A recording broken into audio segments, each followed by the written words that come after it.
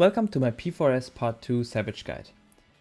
Of course, we will start the fight with our usual raid-wide Searing Stream, which does not hit as hard but will be cast multiple times throughout the encounter. The boss splits its mechanic in 5 acts, plus the grand finale, which is called Curtain Calls.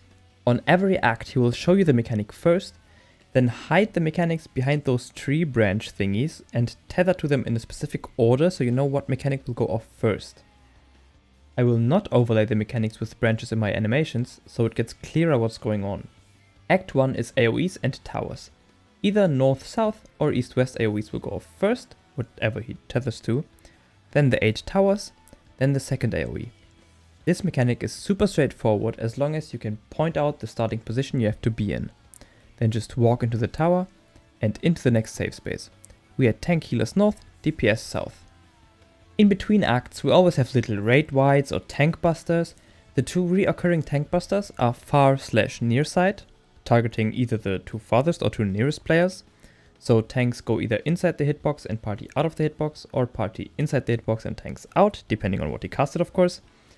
Then there is Demigod Double as well, which can be invulned or has to be shared by both tanks. I will mention that they are happening but not dive too deep into them from now on. Act 2 is the trickiest act, but once broken down it might become better to get a grasp of. There will be 4 AoEs around the edge of the map and 4 towers as well. We had markers placed like shown, so the letters were tower soak spots and the numbers were safe spots for the party. 2 AoEs will go off first and 2 towers at the same time, then the other 2 AoEs and the other 2 towers. Either north-south first or east-west, whatever he connects to first. It's not perfectly on cardinals, it's like slightly tilted, but you get the idea. We had tanks go north or east and healers south or west for what's coming up now. All tanks and healers and all DPS will get tethered to each other in pairs of 2. One tank and heal pair will have a purple orb, the other 2 will have a fire orb. One DPS pair will have a fire orb as well, and the other one a wind orb. The orbs activate by breaking the tethers, so if you break the tether with the purple orb, there will be a raid wight coming up which will leave a magic vulnerability up on every player. If you break the tether with the fire orbs, there will be 2 light party soaks over the players with the fire orb. The wind orbs don't actually have to break the tethers, they just have to cuddle each other until the mechanic just resolves. I will show the required movements that have to be done in isolation to make it really easy to understand, but keep in mind that this happens at the same time. The purple tank and healer pair will break their connection first, in the safe direction, slightly angled as they will drop a puddle, and they need it not to be on the tower of course. Then the puddles drop and the 2 will move into their tower, soaking it and dodging the AoE perfectly. After the AoE goes off, the 2 players will simply move clockwise to the next tower and the mechanic is done for them. The fire healer will just go in the direction of the other healer and the fire tank in the direction of the other tank and break their fire tether. This has to be soaked by 3 people, which are not shown now, but I will show them later and they will be at that safe spot, so don't worry about it. After that, the tank will move 1 position clockwise into the next safe spot, and the healer will actually go to the tank because he wants to cuddle him. The 2 DPS with the wind orbs are following the healer for the fire soaks, so there's actually 3 players in the light party soaks. After the light party soaks and the AoEs go off, they move 1 position clockwise into the next safe spot and the mechanic is done for them. The 2 DPS with the fire orb follow their tank to soak with them first, and then they have to split actually.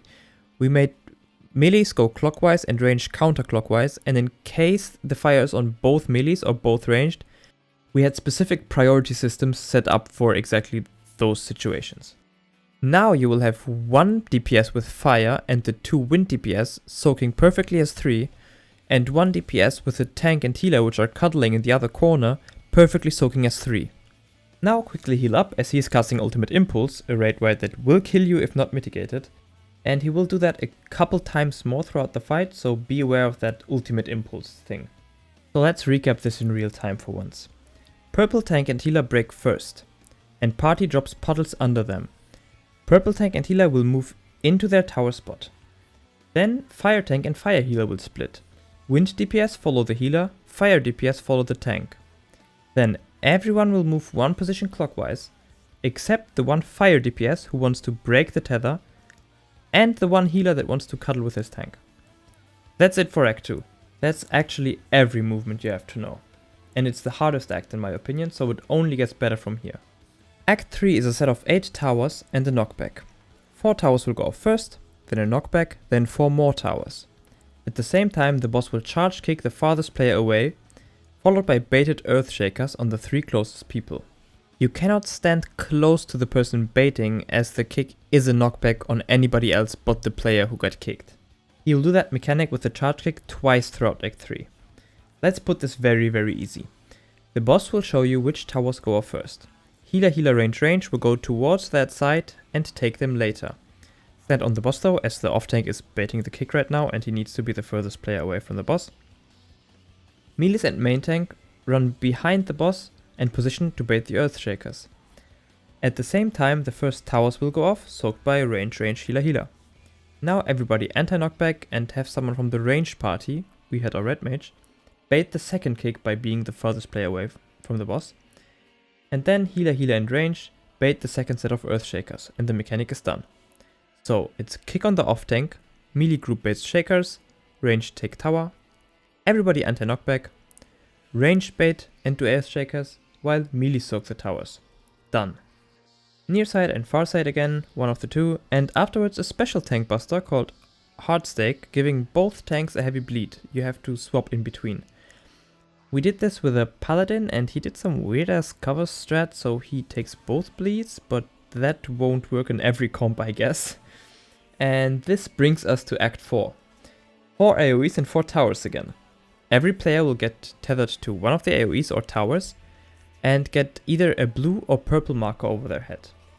To resolve this mechanic, first go towards your connection and move one position clockwise. Stay max melee for a second to get healed from that AoE that's coming in, and then, if you have a purple marker, move step backwards where a tower waits to be soaked, and if you have blue, move through. That's how I remembered it. By moving to the edge, blue will pop their connection, and doing it will cause them to eat a little bit of damage. Afterwards, the people with the purple orbs have to pop their tethers now. We start breaking from north and then go clockwise. The breaking has to be spaced out a little bit. Just like in Act 2, you will get a vuln up from breaking it, which lasts for about 2 seconds. So if you break them too close one after the other, you will die from magic damage, 100%.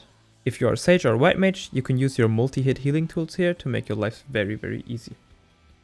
He will end Act 4 with ultimate impulse again, so everybody needs to be topped, and your last magic vuln up needs to be done by then. So be quick to pop them, but not too quick as well, as popping one while you have a vuln up will cause you to wipe immediately. Final act is ironically one of the easier ones.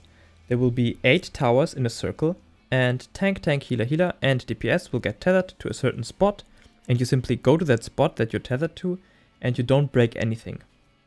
Then he will start smacking dark orbs on everyone, and you have to remember which one hit you and take the corresponding tower. So if you took the third orb, you will take the third tower. It's actually pretty snooze fest. You know what tower is first, second, third, etc. by looking at the order he tethers to them afterwards. So keep an eye on where he starts. Then the towers go off one after the other, and this act resolves with the near side, far side again.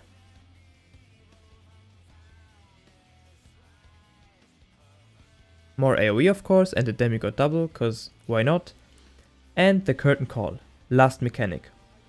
This is actually pretty easy on everyone except for the healers, to be honest. Or maybe I'm just a little bit biased, but really help them out and plan your mitigation for curtain call. Meaning, don't blow everything on the first set of tethers, as this mechanic will happen twice. Everyone will get tethered with a purple orb, so breaking them will cause an AoE and a magic vuln up.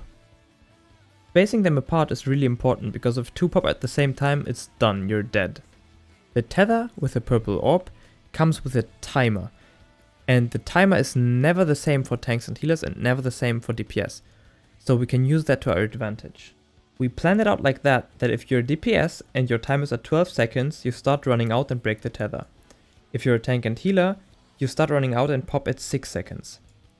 The timers only go up in time, so they shouldn't be 2 DPS or 2 tanks with the same seconds, ever. I saw some parties make DPS pop at 6 and tank and healers on 12 seconds, but it really doesn't matter, as long as the party's on the same page.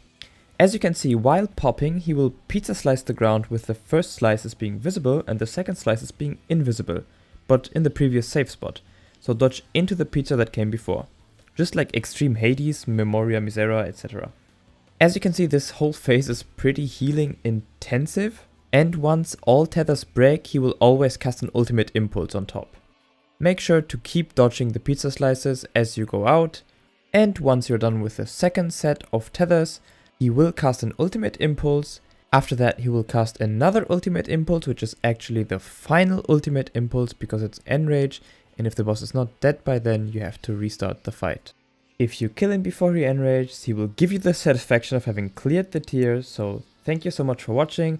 Subscribe if you want to support me for free and or don't want to miss out on future content. I hope I could help a little bit with the Savage tier and have fun raiding.